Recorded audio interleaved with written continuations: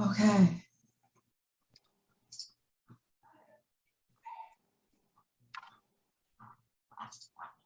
'92. But I was saying it's good. It's good that people come to this meeting. This is what you want them to come and you know. Yeah. It's wild. Hopefully we see some new faces. Oh, I think we will.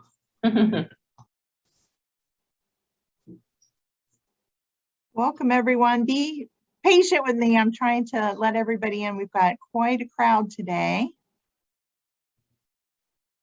Just letting everybody in. Welcome.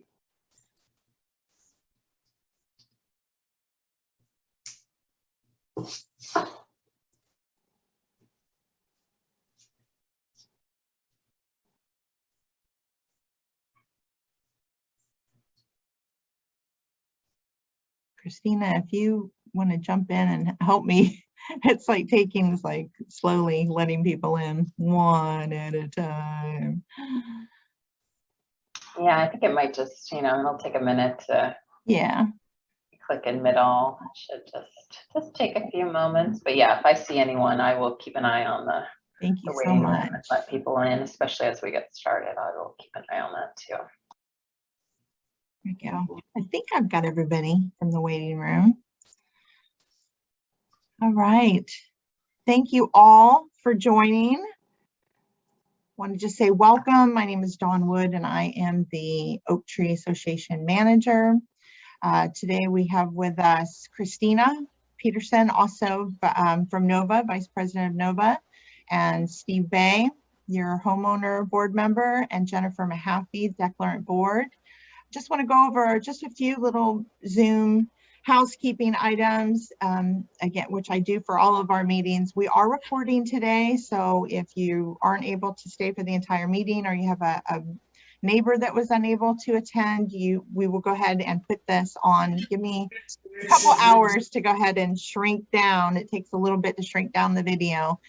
So I will put that on the portal under the calendar for today's date, along with the questions.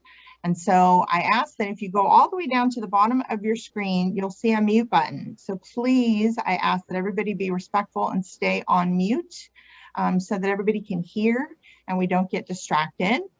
Also, next to that little icon of the microphone is a stop video or start video. You can be on video or not on video if you want to.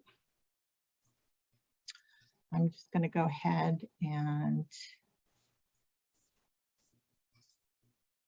mute people as I see anybody that's not muted.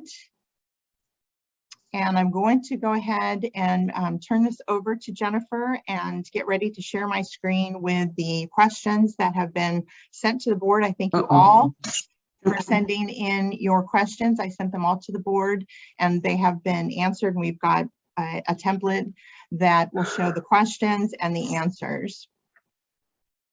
So with that, Jennifer, I'll go ahead and turn over to you.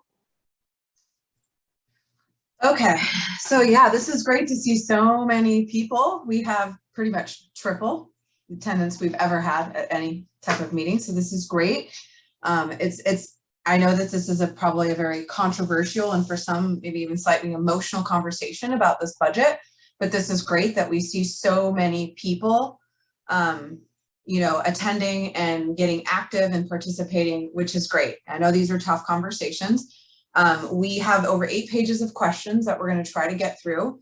And so that's why we're asking if you need to keep a pen and paper by your side, jot down some notes if you have questions, but we're saving that portion for later. We are on a little bit of a time crunch. We don't have a lot of time. We didn't expect to get 8 pages worth of questions, but there were a lot of very good questions. So we want to get through them all and do the best of our ability. This is not meant to be exhaustive. We're probably not even going to go into some detail that some would rather prefer. We're going to do the best we can to get the most amount of information we can across. It's our duty as a board to be forward planning and thinking about the health and the viability of our association. And so that is why we came to the decision of proposing a $15 increase. We are responsible with, maintaining the common area and the assets and the value of the community. So that's sort of our just general perspective. I'm not going to beat it down. It's okay if you don't agree. And honestly, we're the board. We understand that a lot of you are wanting to not ratify this budget on the budget ratification meeting. We understand that. And we're kind of I think maybe after these questions will create more dialogue and more critical thinking of what this really means for our association. So I don't want to spend a lot of time yammering. I'm going to start reading. So you're going to have Steve and I take turns. Dawn is going to share. So for those of you that may have background noise, or if I'm speaking a little too fast or not clearly enough, it'll be there for you to read. Yes, we'll be able to post this as well afterwards. Obviously, it will be recorded and posted on the portal for those that could not attend or want to review it after the fact. So without further ado, we're just going to get into the questions.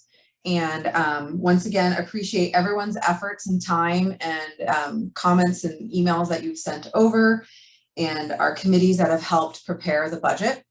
And the first question. So Dawn, go ahead and share your screen. Real quick, Jennifer, can you make me co-host so that I can share my screen? When I gave you the access to host, it took away mine. So.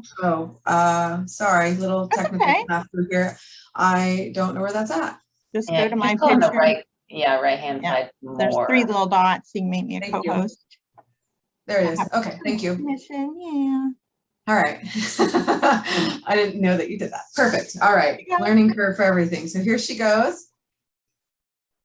So without further ado, the first question: why is the board proposing dues increase to start at $215 or $225 when the Jubilee community, the most comparable HOA in Lacey to ours, pays less $204, is listed on the Realtor websites for new listings this month without a capital contribution?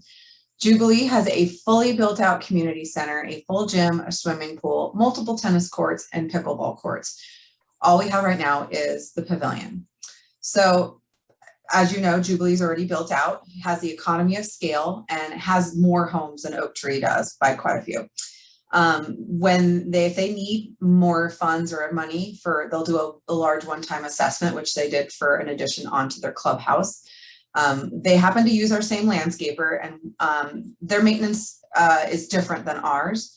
They mow the lawns most of the year, not every week. It's not a regular mowing, it's an intervallic mowing.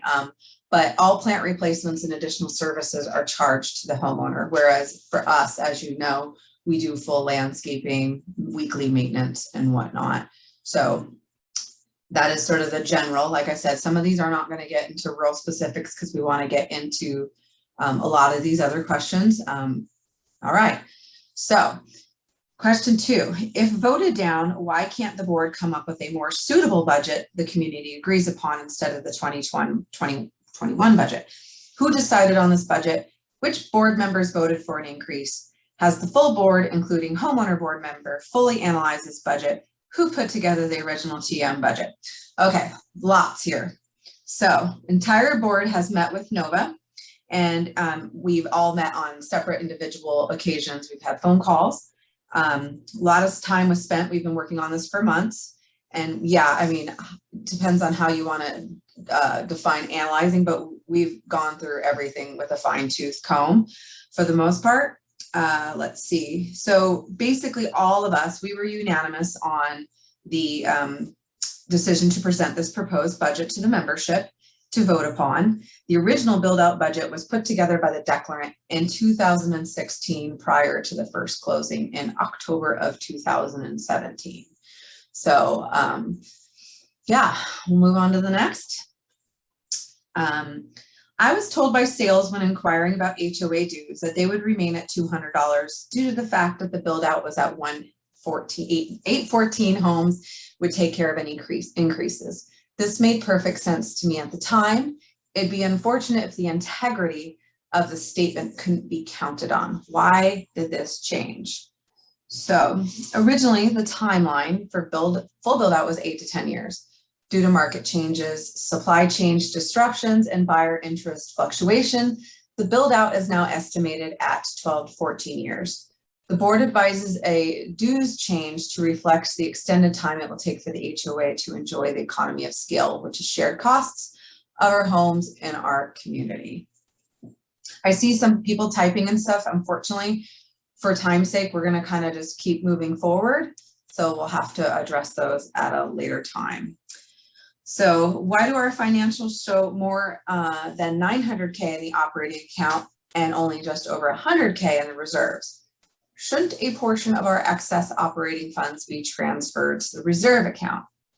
So yes, we have considered that. All of your working capital contributions are to capitalize your association. The word capital does not mean reserve contributions. In the CC&Rs, it is listed as a working capital contribution, and that is money that takes to keep something operated. So all that $4,800 collected at closing goes right into your operating account, which is why we see 900K. So that money is not used to fund the build out of the villages. That is a declarant cost.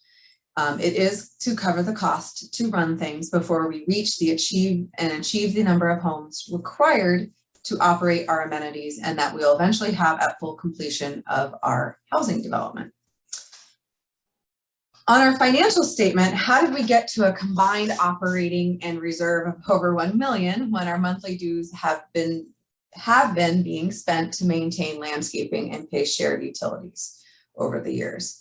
So approximately 250 homes sold since the development started paid the working capital contribution, which is a portion that you contribute.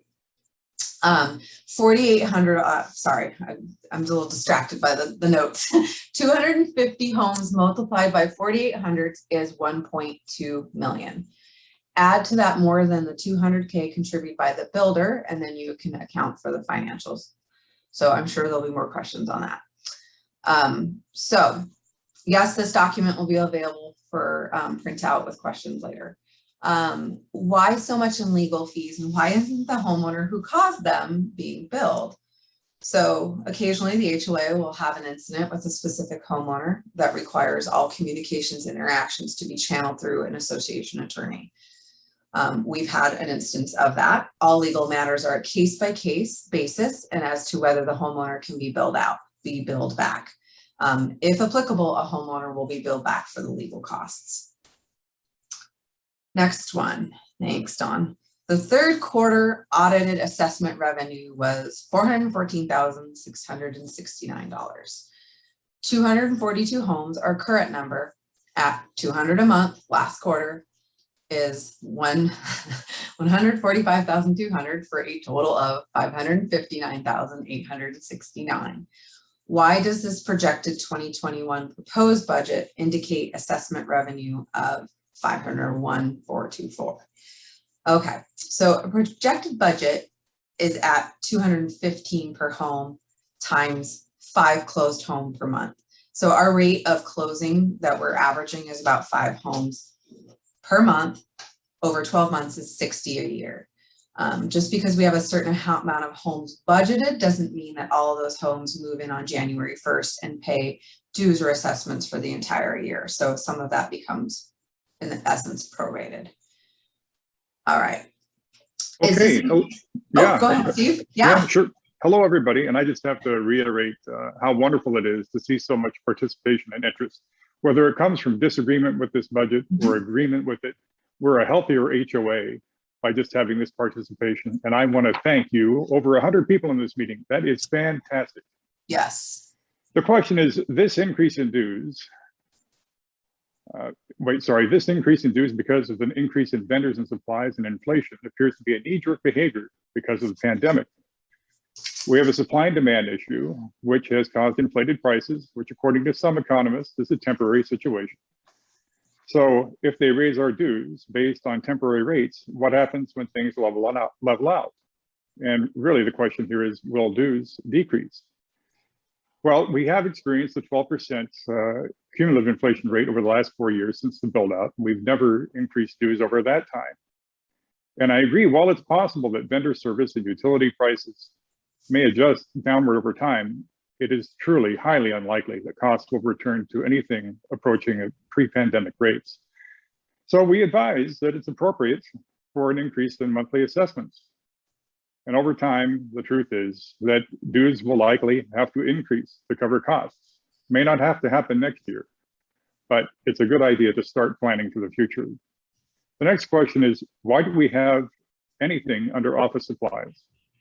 Well, we're adding a copier to the Pavilion and office supplies for office hours. The copier and those things are HOA-owned assets, and the HOA is always trying to provide support for people who don't have computers or internet access. They come to see Don, and we want to be able to provide that access and printouts of things that they don't otherwise have the ability to get to.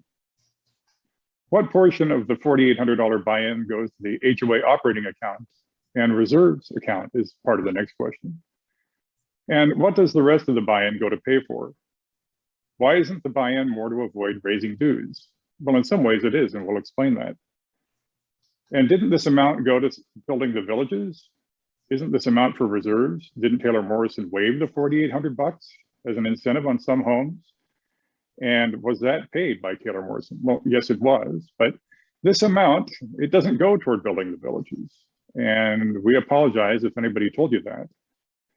The full $4,800 goes directly toward the association's operating account, the money to run things, not to build things.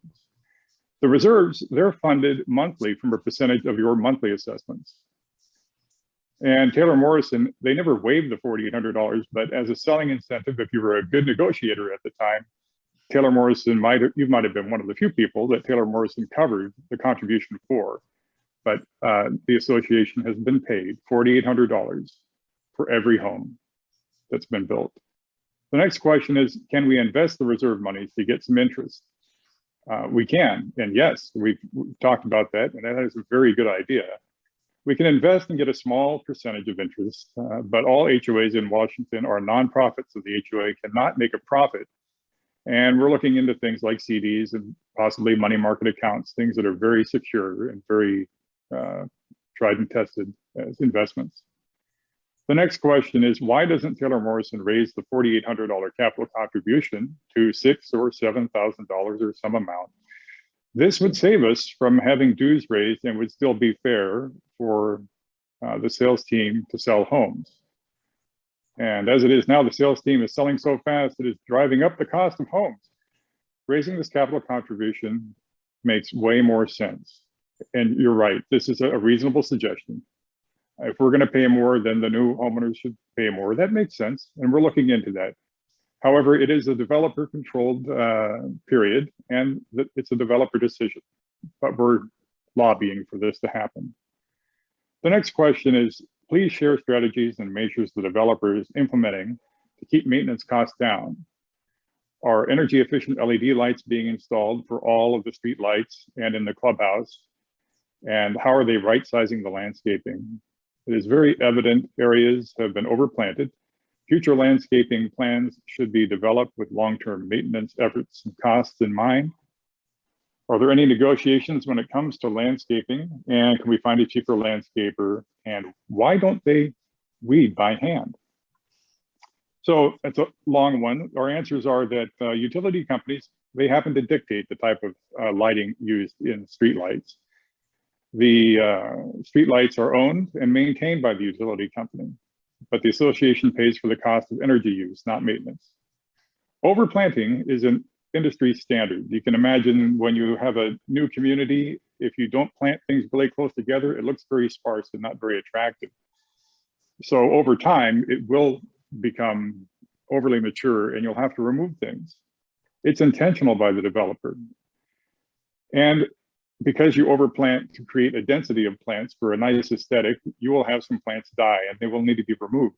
The landscape committee and the management worked together for months to find Monarch as a company for us, and for them to replace the previous landscaper due to numerous complaints about poor service.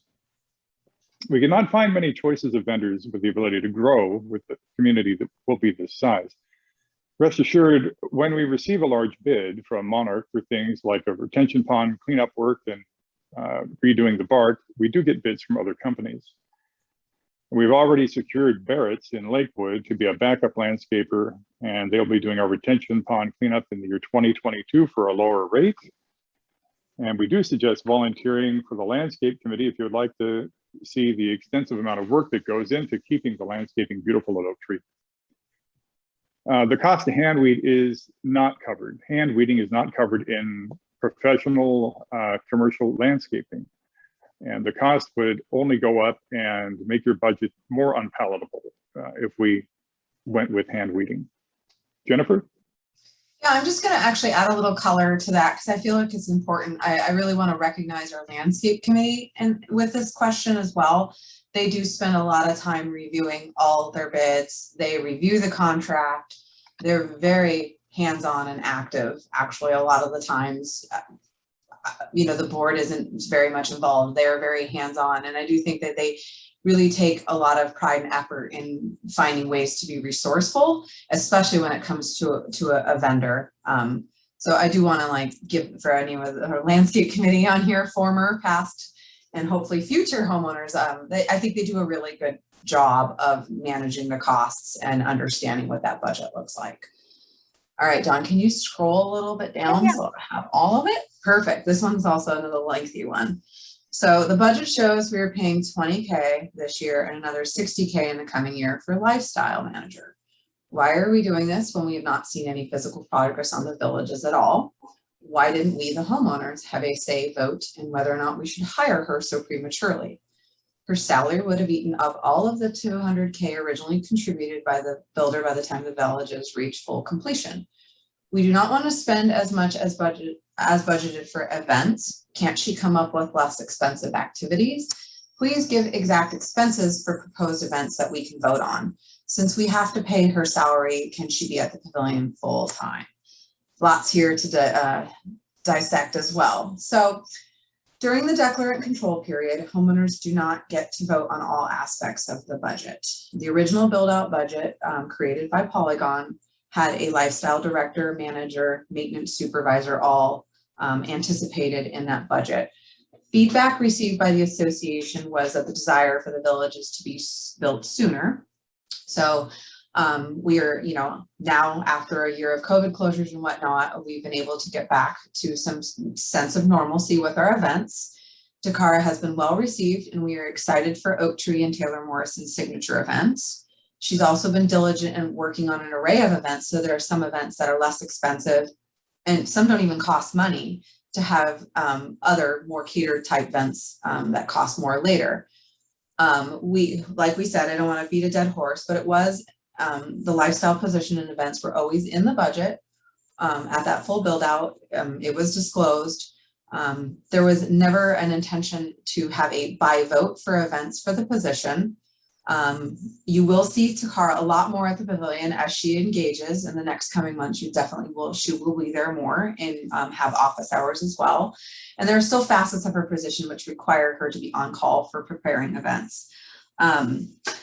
So she's very budget minded. She's come up with a lot of things that don't cost a lot of money. I just had a thought. But yeah, I think it's important to understand that during declarant control, there are some things that you won't necessarily as a homeowners association have the ability to vote on. I think there may have been just a general understanding that when the villages deliver, that's when that delivers, but there really isn't, they aren't necessarily connected. Understand why people may see that, think that, but so, you know, to some people it might be prematurely hired, but we would rather get this going, get you guys engaged, you know, even COVID friendly. She's been very good about thinking ahead about coming up with COVID sensitive type events, but I don't think it's premature. I think it has a lot of value, but unfortunately that is one of the ones that people are like, why didn't we get to vote on? And that is one of the ones that's declarant. That is something that we're implementing in the community moving forward. All right, a $15 per month raise in dues only accounts for an additional $45K next year based on 250 homes. Lots of numbers there. Your budget projection shows that we need to make up nearly another $200K to pay the bills. We don't need to raise dues significantly more to make don't we need to raise dues significantly more to make ends meet? So our proposed budget plan would be to raise the $15 for 2022. It would be raised up another $10 to be $225 in 2023, and then an anticipated 3 to 5 yearly increase. This makes the most sense to keep up with rising operating costs. And as we wanted to really make sure, be aware, you were only voting on the 2022 budget increase. Next year's proposed budget will also be put out to vote. So we did get a few questions that were kind of lumped into this about, well, how do I vote on the 3 to 5%? We wanted to set an expectation that that possibly could happen, so we don't all feel like taken off guard by that. So you're only voting for a 2022 budget increase. All right. Why is there another management fee item? Why doesn't all website fees fall into the management fee? Once we are at 75% and homeowner board, will the management fees go away? So the other management fee is not Nova. This is for Evergreen Services. Evergreen is the third party with Taylor Morrison that provides support, training, all sorts of resources for us for active lifestyle. That's what they specialize in. So that's Evergreen. The new website is Taylor Morrison branded. And we have a lot of feedback from homeowners that this is requested, and it's also part of our lifestyle. There is a cost affiliated with our current portal and the website, which is not only services, but services that are messages, our announcement, resident requests, statements of accounts, warranty requests. So pretty much everything is driven through that. This is actually something that Nova pays for as well, so therefore it's not free to us. And it's included with our management fees. So like it says here, management fees by Nova includes manager, their vice president assistants, full solutions team support, after hours support, accounting, AP, accounts receivable. And so those are all wrapped up within that management fee. Your documents also require a vote to change, we probably should have said remove management. But once the homeowner board control is in place, you can make that decision. All contracts are in the association's name. If you look in the back of your CC&Rs, there is an article that references if you as an association believe that you do not want formal management, that you would actually have to have a vote of ownership to remove management. So you right now are obligated to have management for a community of this size, but contracts are all in the association's name. So at transition, if the association chooses to make changes, they can do so at that time. And Nova also provides an after hours number with the solutions team, and our association manager works normal business hours Monday through Friday. So just keep that in mind. Why do we do a reserve study and accounting yearly? Why can't we do this every few years? So for a community this size, reserve studies and audits are required by law annually. This protects the association and is done by a third-party accredited service. So we are legally obligated to perform such reporting. Why can't we have a full-time manager, customer service, maintenance, and landscaper hired by the association for less cost? So that would be association staff. Hiring employees is a huge risk and expense. We are not apartment buildings, which would typically hire their own staff.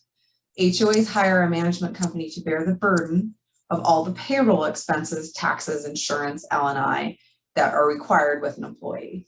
Nova also provides a regional, as we said, a regional manager, vice president, solutions team, support staff, after hours, etc., as we said in the previous question. So hiring staff for the HOA might be something to look into kind of well down the path in the future, but it is expensive to have employees. So you'd have to bear the burden of all the costs related to an employee, which can be very expensive. So with our management company, we're able to kind of have them bear that burden a little bit for us.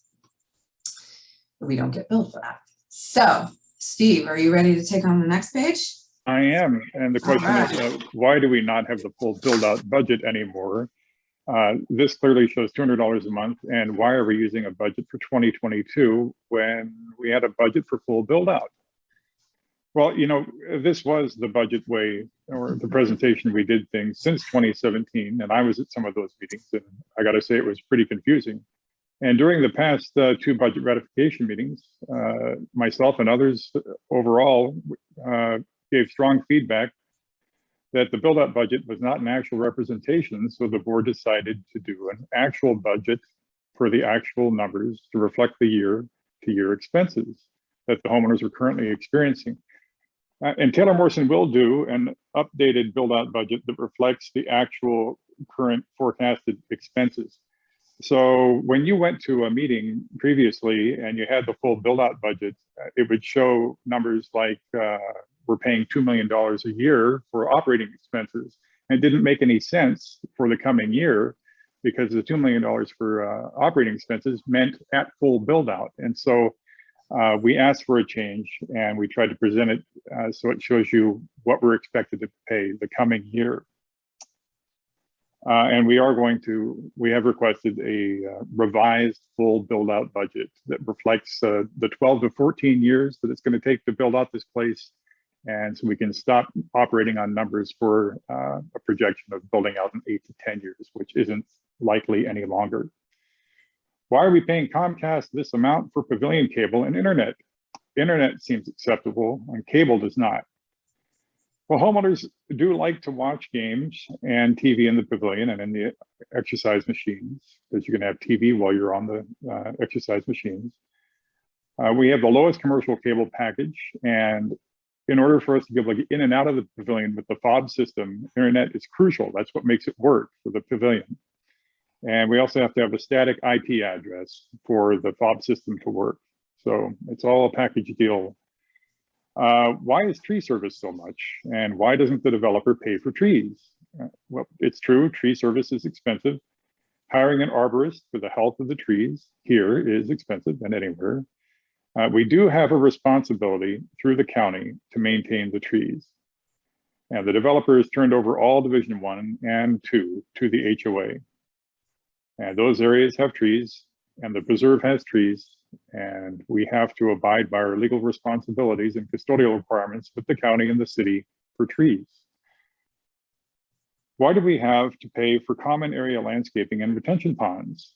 Why doesn't the developer? Boy, this is something I learned in training, HOA training recently. If you have retention ponds, you have an HOA, and if you have retention ponds, you're going to have an HOA forever. And it's the responsibility of any HOA that has a retention pond to maintain those. So the areas turned over to the HOA are the HOA's responsibility to pay for. That Division 1 and 2 we're talking about. The city and the county will not allow this expense to be eliminated, and by law, things like common areas, shared facilities, and definitely retention ponds and everything that goes along with them are by law the responsibility of any HOA. We have too much in costs for janitorial. Why is this so high? Well, we did receive an overwhelming response from homeowners to clean the pavilion windows quarterly and increase the amount of cleaning in the pavilion. And you do have to remember, we're still in the middle of a pandemic for cleaning. And the pavilion gutters are cleaned twice a year and pressure washed once a year. Snow services, why are those so high? And why is it an expense at all? Can't people be responsible for themselves? I have to remind myself sometimes that all the roads here in this community don't all belong to the county. Those alleys belong to us. So for 3 years now, there have been strong suggestions every time it snows and it gets icy. In numerous meetings, we have discussed the plan to have mailbox areas de-iced so we don't slip, as well as around the pavilion, get those de-iced. And we cannot snow plow Thurston County roads, so we aren't allowed to do that. We can do entry and parking lots and alleyways. And in 2022, it's been predicted to be a colder and icier winter. We have a plan in place now to have committee chairs and myself to meet at a snow event or to see one coming, and collectively, based upon the pulse of the community, make the call to call the snowplow for a snow event. all snowplows have a minimum time that you have to pay for, and management was able to find a far less expensive one that will come only when the Oaktree team calls them.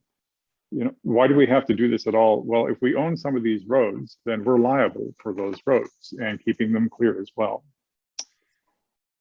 Can the newsletter go out electronically with 50 copies located at the Pavilion? And this would save costs.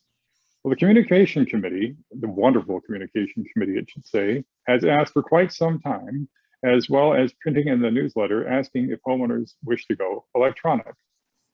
The newsletters are all on the portal, and the challenge is we've only had 3 homeowners asked to go electronic. So people prefer getting the newsletter in print, especially newly moved in people at Oaktree. With our speeding study and the problem with recent break-ins, can we hire security? And is security reliable, and is it expensive?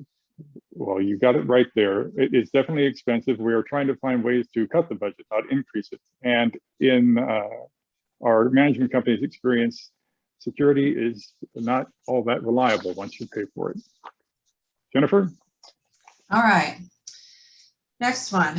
According to the 7.12 capital contribution verbiage in the declaration, it states the member B is funding 1/6 of the annual base assessment per unit for that year.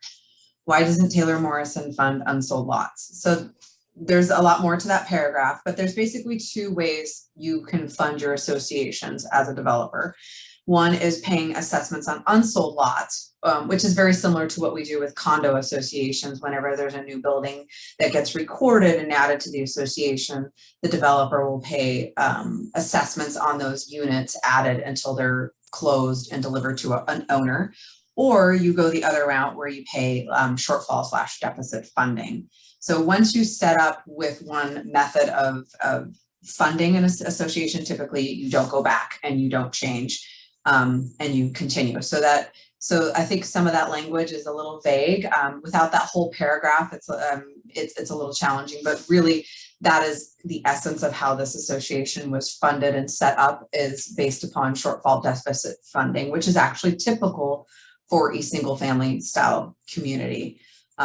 So that is why we don't pay assessments on unsold lots. Why isn't the developer funding Oaktree shortfalls? Well, like we've mentioned before, there has been over $200,000 contributed to cover shortfalls. Oaktree, and this is, I know, rather controversial for some, does not have a true deficit, as there is money in the bank. So you're technically not in debt. You do have funds, and that's part of the conversation of our proposed budget, is how much do we dip into the money that is sitting in our quote unquote savings account that we have in our operating account. So you do not have a true deficit at this point. So that's why that is, we're not contributing money for shortfall at this time. It says a declaration update was posted to the portal this year. Since changes to prior versions were not underlined or struck out, it is very difficult to find out what's changed from the prior declaration. Can you please explain what changes were made, kind of summary of changes? This is technically really not a budget question, but we left it in here because I know it's kind of a burning question. We have not made any changes to the declaration. Amendments are posted when an additional division is recorded. So you have a second amendment for Division 2 when it was recorded. We're currently working on Div 3. And so when that gets recorded, that amendment, what that amendment does is it does not change any aspect of the document. It says that additional land was added. So there we'll have an archive folder for all those so they can sit there. So like I said, it's an addition, it's just an amendment to add land. We have made changes to the rules and regulations and the Pavilion rules and regulations, and those are actually on the portal, and they'll be in an archived folder, and we will have a running list of what those changes are. So you don't have to reread the whole document. You'll have a kind of addenda that will reference said changes. Next one, if the villages are built and the housing market tanks, Taylor Morrison stops building, would this create a very large deficit that current homeowners would be responsible for? Will the villages increase their dues? The general answer is yes, but the villages are moving forward regardless of the housing market. That is not going to change. We are fully committed to building. regardless of the market. The villages are, you'll start to see a lot more activity. I know that Steve mentioned yesterday there was stuff going on. So regardless of the housing market, the villages are going to be built. So yes, that will probably likely have an impact if this situation were to occur, but let's hope it doesn't. I don't think it is. So is the power for streetlights in undeveloped areas, no houses and lots, part of the HOA budget? Why do we need streetlights turned on in areas not part of the HOA? Well, no, we are not paying for streetlights in undeveloped areas. Those bills actually come to the office and paid for by the construction budget. Areas which have not been turned over to the HOA are not billed to the HOA.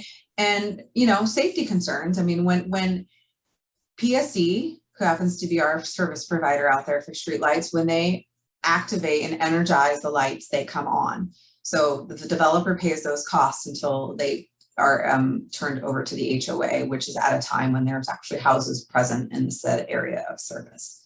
So, all right. Next one, why isn't there more lots being developed presently? TM has no real inventory at this point, and from what the sales office has been saying, they have a list of buyers wanting to get into Ovation. Sold homes help the association's bottom line. I suspect the answer might be from TM that there is a materials issue or a difficulty getting qualified subcontractors. I would have difficulty believing that the third largest builder in the US is not in a position to manage the ebbs and flows experienced by construction industry. Actually, that is not the case. Div 3 hasn't been released yet. It's right at Thurston County. It's being reviewed. They have to review the plat, and we have to make sure all things are accounted for. They're reviewing it, and once we can get it recorded, sales will be able to move forward and release those lots on Division 3. I think since there's so many homeowners on this call, I'm going to kind of interject something here, even though it's not really a budget related. But I think what a lot of us don't know, and I think don't understand, is actually Oaktree is part of a joint venture community with another developer, which ironically happens to be called Taylor Development. So it is in their best interest and in our best interest as Taylor Morrison to get homes sold. So, I mean, trust me, as soon as they can get that Division 3 recorded and ready to go and approved by the county, we'll be selling those, and we'll hit up that interest list and get those buyers in the community. So it's not like we're dealing with a material or a subcontractor issue on that aspect. Ooh, the burning one. When will a budget committee be implemented at Oaktree? Why can't we have an in-person ballot box? So management and the board 100% supports the formation of a budget review committee comprised of homeowners. The budget committee can discuss a ballot box or electronic voting. We kind of discussed this yesterday. We had a very, very lengthy in-depth conversation.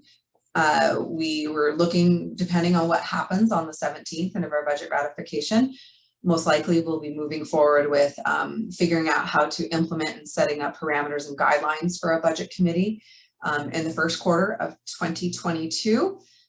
We can discuss issues of a ballot box and electronic voting. I do know there's a new program that Taylor Morrison has rolled out in their national HOAs called Text to Vote that we as an association can do. It's actually very user friendly and has lots of platforms.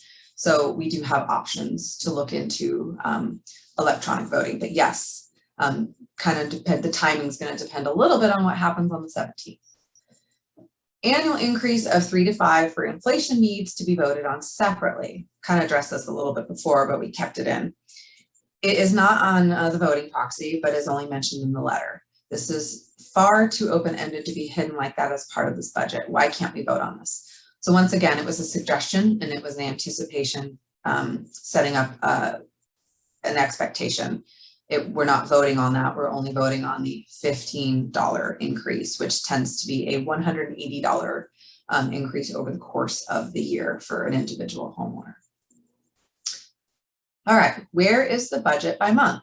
Since we are projected to add 60 homes in the coming year, and we haven't even broke ground for the first one, I want to see where the board expects this increase in income, especially since it takes 120 days from ground break to occupancy. And for those that you don't know, that's the construction cycle. That's someone who knows a lot about construction. So we do post our quarterly, and our financial statements are also posted. They include our year-to-date numbers, so you can look at the monthly numbers and you can look at year-to-date, and we also do a forecast. So all of that is, most of it's posted on the portal, but Dawn, you can always reach out to our association manager and she's more than happy to provide those to you. We don't like to put all of our financials on the portal, even though it is secure. But we more than happy, it's, if you request it, you can get it. Dawn is more than happy to share it with you. So it's not that it's hidden. We just, for security purposes, don't like to have all of our financials up on the portal. Are we overspending? Are we getting bids to be competitive? What are the checks and balances for our financials? So like we've mentioned, Nova provides an executive and accounting team, and they help us with our monthly financial statements, which are provided to the board along with the forecast, as I mentioned.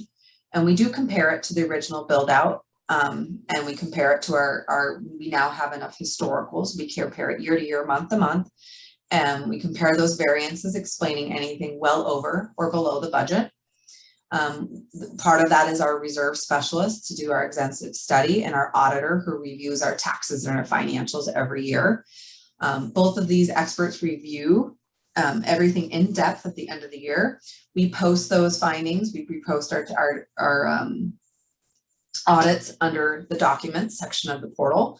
Once again, if that's confusing for you to find, Dawn is more than happy to share it with you. We do a competitive bid process, just like what we discussed with landscaping.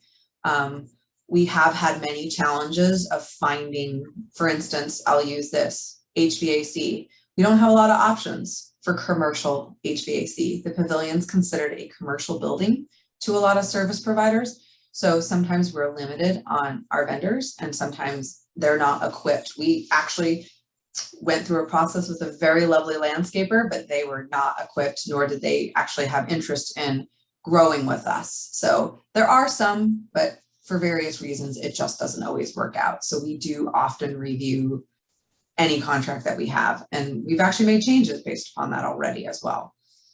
All right, is this the next page? Yes. It is. Yeah. And the question is, how are those homeowners without Zoom supposed to vote for or against this budget? Well, there have been printed copies of the proxy form in the Pavilion. And I would ask, help your neighbor. If you have a neighbor that needs to find a way to participate in meetings, invite them over to be on Zoom with you. If you know you have a neighbor that needs help with printing something out, give them a hand as well. And as per the CCNRs, it's 1 vote per household when talking about the budget ratification. You can participate in Zoom meetings via telephone, and you can help your neighbor to understand that too, and give them the phone number if they can't get the email for the phone number. We do provide the call-in option on Zoom meetings, and please contact Dawn if you or your neighbor needs the phone number or assistance. That's another way to do it. Can we reduce spending on irrigation by only following the City of Lacey's 3-day-a-week watering plan? Well, going to a less amount of days would mean a browning of lawns, especially in the worst part of the summer. And in 2021, we had one of those. It was one of the hottest summers in recorded history with extreme temperatures. Extreme weather is impossible to predict for budgets. We do our best. It is in the best interest of the community, though, to present an attractive product with properly irrigated lawns. And this attractive product is important to both us as homeowners and to the developer to sell the homes as well. Can we reduce the cost of cleaning the gutters at the Pavilion by installing leaf guards? Well, that's a pretty expensive proposition, but it's possible that it might work over time. And we can ask the Pavilion Committee to gather information regarding leaf guards or some other similar product. And it's possible that someone would still need to be hired to clear off the roof or anything that still isn't trapped or put away by the leaf guards and the debris that builds up on top there. And so that would possibly increase the cost if we get leaf guards, but we still have to put somebody up on the roof to clean other parts besides the gutter. Why are we installing wasp traps when this is a natural area and homeowners should be responsible for themselves and not expect the HOA to fund wasp traps in the community? Well, in 2019 and 2020, management received numerous calls, including after hours and holiday calls which are charged to the association with strong concerns over yellow jackets. And we all have to be mindful that there are people that have insect allergies as well that can be quite severe. Management, along with the board and the pavilion and landscape committees, met to discuss these ideas and to reduce the threat or this issue of these insects. Bug Busters is the association pest control vendor, and they had the suggestion to install those traps at the pavilion and at each trailhead entrance, since those were hotspots for previous concerns. And we received photographs, and homeowners helped us to identify where those were. This year was the first year that we had zero, as in complaints and issues with the insects. Can we reduce cost of plant replacements by planting more appropriate trees and bushes for the climate and the rocky soil? The Landscape Committee and management have worked very hard with Monarch to replace plantings that have died with available appropriate plantings. And we found a decrease in plant replacements since we have been doing this. It is important to point out that the developer decides initially what goes in. So there is some control there by the developer that initially what plants happen. Why is the HOA paying for retention ponds in 8 divisions? Well, we're not. The HOA is not paying for anything that hasn't been turned over by the developer to us, right? So the HOA is not paying for retention pond maintenance in 8 divisions. Division 1 has 1 pond, and Division 2 has 2 retention ponds turned over so far to the HOA. We have 1 more small pond access from retention pond 3 that will be turned over to us. So that'll make a total of 4 ponds that we will have responsibility for getting rid of noxious weeds, for making sure that the grill is cleaned and the filtration happens. These are all by law responsibilities of us, the HOA. What are non-contracted landscape costs? Well, Jennifer, I knew this would happen. My voice is starting to go already. Plant replacement, aeration, and tree fertilization, and tree trimming costs, insect and disease control, emergency store and cleanup. Well, these are all examples of non-contracted costs. Jennifer, did you want to add anything to that one? I was just going to say, actually, I know some people are like, well, why aren't they part of the base contract? Great question. Unfortunately, the way Monarch sets up their business, they actually don't include. And I know that was a big push when the landscape committee was reviewing these. That was kind of a push. This is kind of the nature of different vendors. They don't do aeration and tree fertilization embedded into their basic contract. So that is something that we did discuss moving forward, trying to get some of these lumped into the basic contract, but that's why they sit in non-contract landscaping, because I know that's been a question that comes up. Okay, I'll do one more because the one after that is about me and you should probably bring it up. So is there a plan for replacing bad sprinkler heads in 2022? Well, yeah, anytime there's bad sprinkler heads, that's part of irrigation repairs. Okay, what is the plan to educate new board members so they can make good decisions for all of us? Great question. So Steve actually, along with Dawn, they just attended a class last Saturday. And, you know, along with like Nova has a great education program that they onboard their new homeowner board members with.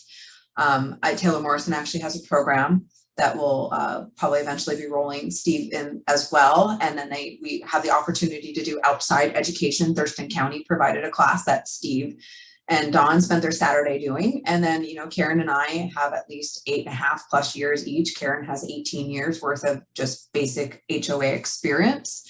And we get regular training as well. So as we elect new homeowners to the board, as we bring them at our percentage points, they will also be given the same opportunities to be educated.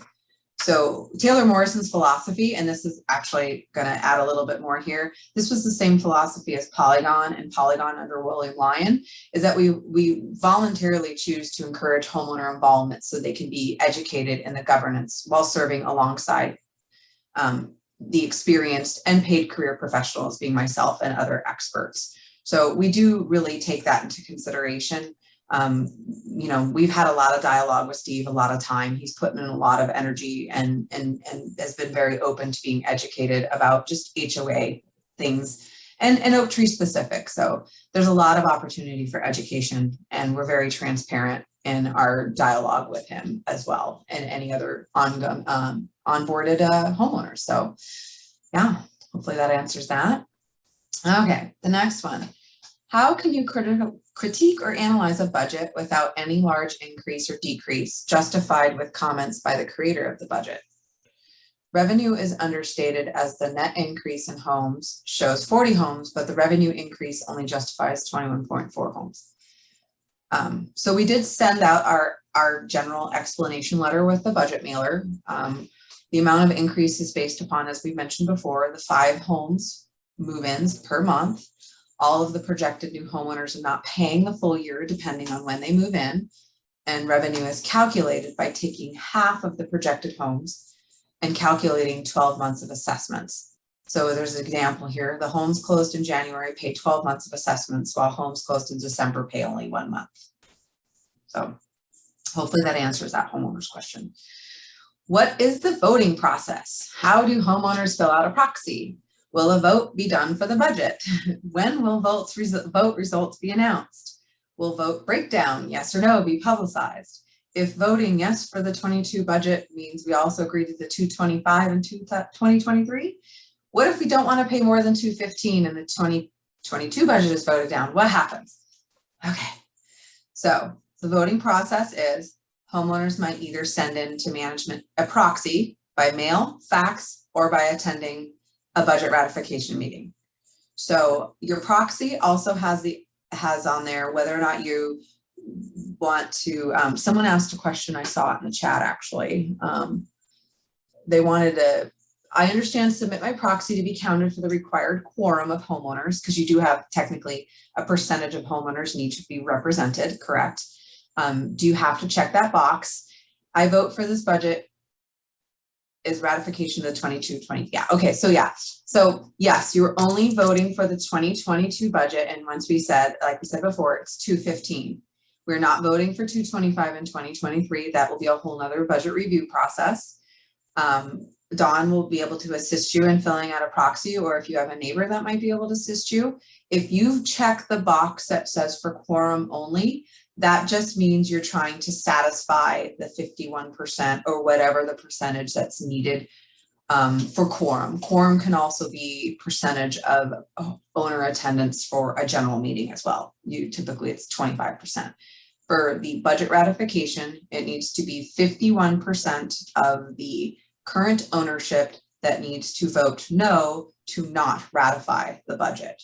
If we do not have 51% no votes, the budget automatically gets ratified, and starting January 1st, 2022, that budget would go into effect with the 215.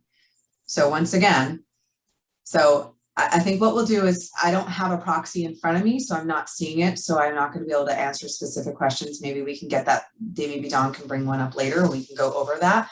But we're only voting for the 2022 budget, not 2023.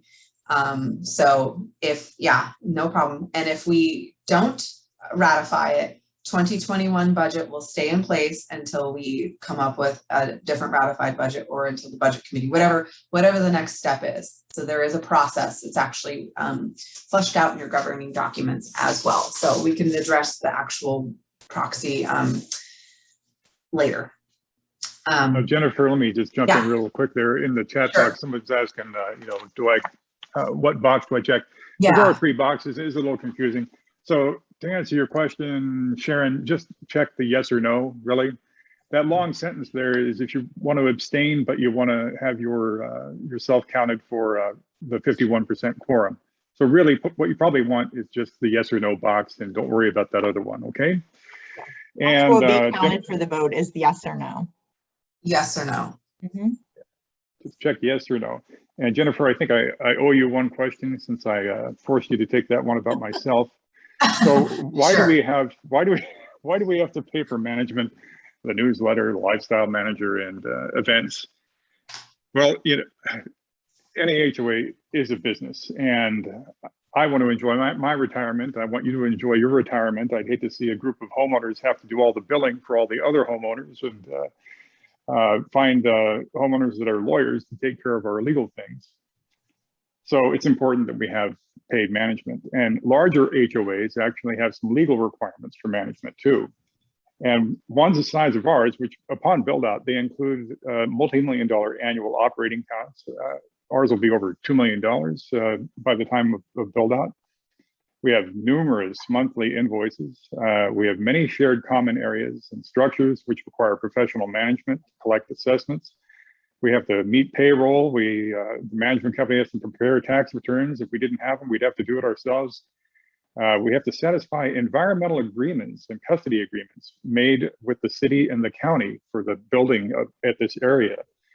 And we have to do audits and reserve studies and there's other filings, and we count on professionals to keep us in line doing all that stuff. It is way more than we could try to do as volunteers. All right, you guys can finish it out. Why can't we find cheaper management? Isn't there a management company in Lacey? I mean, I hate to say it, you pay for what you get. I'm going to be very transparent with you. Nova is not the most expensive management company, nor are they the cheapest. However, I do believe that they do provide a lot of management perks that a lot of companies don't.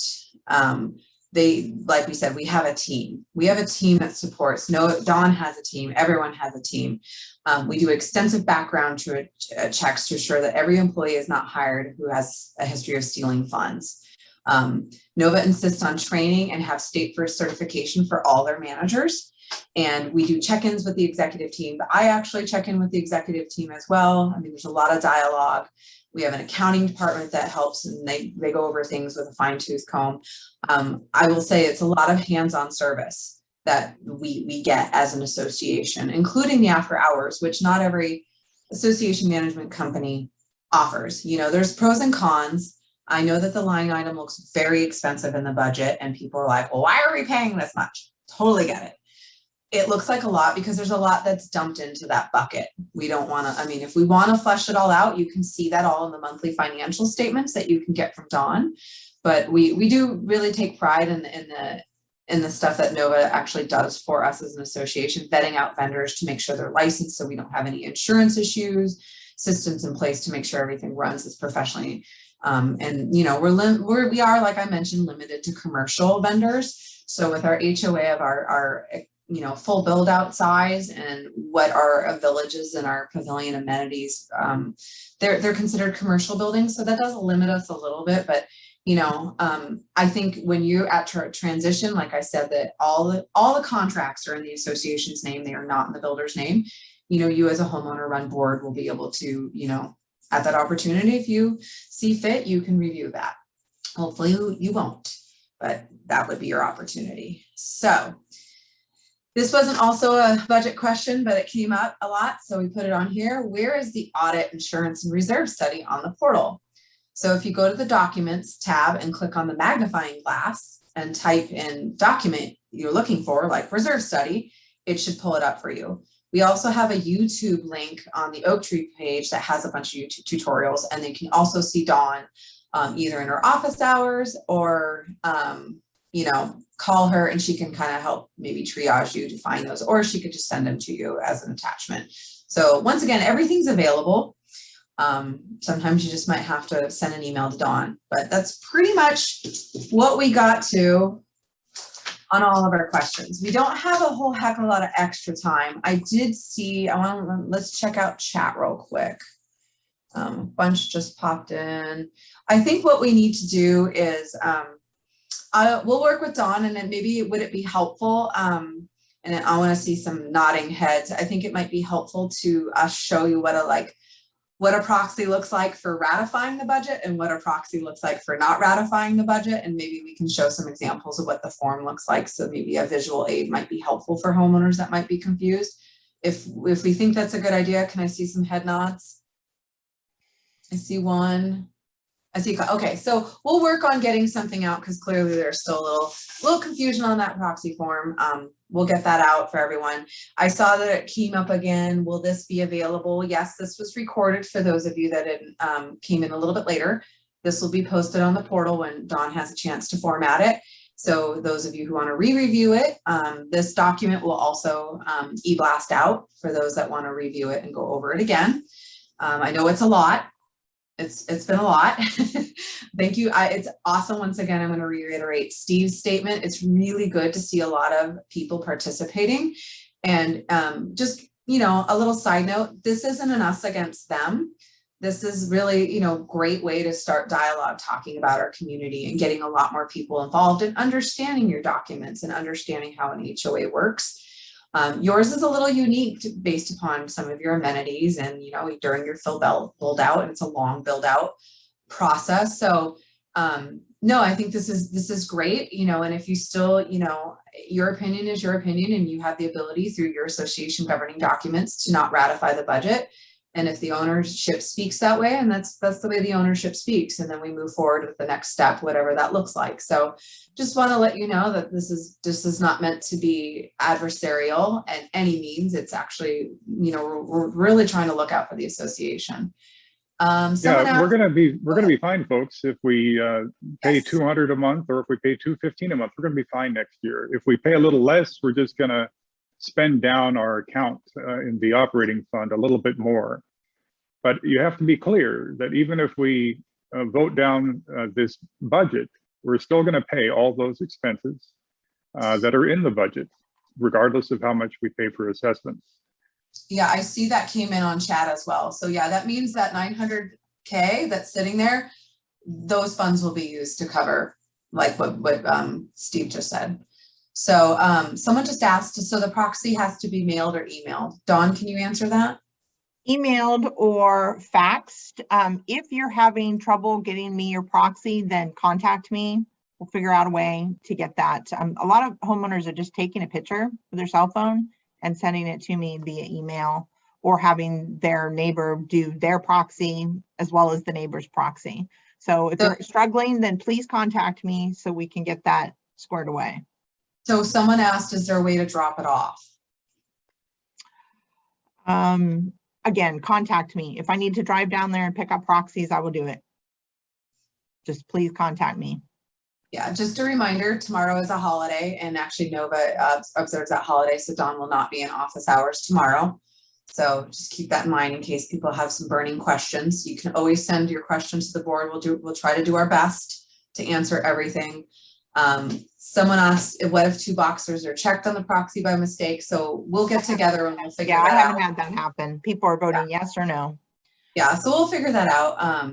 So I'm just trying to see if, is Dawn and Dakar for the HOA? So yes, they both are technically employees through the HOA, but they also are employees of other companies. Like we mentioned, Nova actually bears the costs of, helps us with the burden of having an employee. So they are paid through by the HOA, but Dawn is an employee of Nova, and Takara is actually an employee of the Evergreen Lifestyle Management Services, for those that, since it came up in the chat. I had a nice all right, comment somebody's from, asking, they don't understand why the construction of the villages is not in the budget. Well, like all of our shared things, the construction is the construction company's responsibility. Once it's turned over to us, it's ours, and the operating of it is our responsibility. So I hope that helps to answer that question.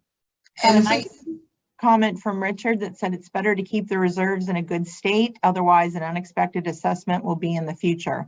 Just came from a townhome community that had that happen. They had poor planning for future cost. Thank you. Yeah. Richard. Also, this isn't, you know, I want to keep everything budget related. We only actually removed 2 questions that weren't specifically budget related for time constraints, because someone asked, these were all the questions but 2. So we wanted to make sure that we stayed with budget related questions. So it says, when will the villages be completed? So at the last board meeting, where's my notes? Let's see, the last board meeting, since we have a little bit of time, but you know, I think I only have a couple more minutes, same with Dawn. Unfortunately, we have other obligations, but I'll just say it since we have so many people on the call.